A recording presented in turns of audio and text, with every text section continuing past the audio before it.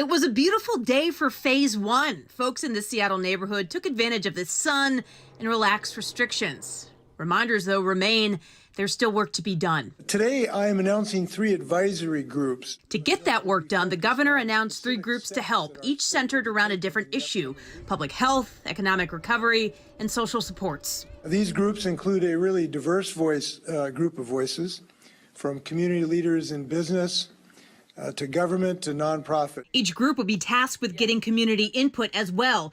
There's no set plan yet for how that'll be done. They're going to largely make the decisions the best way to really collate information, and I'm sure they'll be successful at that. Even with help, it will not be without challenges.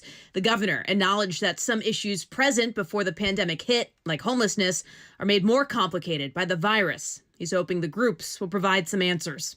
We in Washington have already had a problem with housing. How are you and your teams going to make sure that is going to be addressed in this? It was a concern before COVID-19. It's been more pivotal now.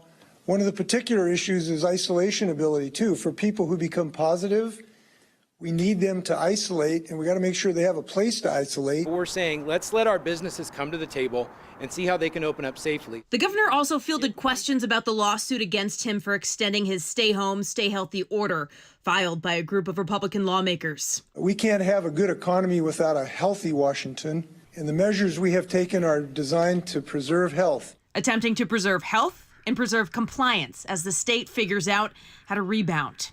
The governor also mentioned that guidelines for reopening phase one businesses like auto sales or curbside retail are being drafted as we speak, and we should be seeing them in the coming days. In Seattle tonight, Vanessa Mishania, King 5 News.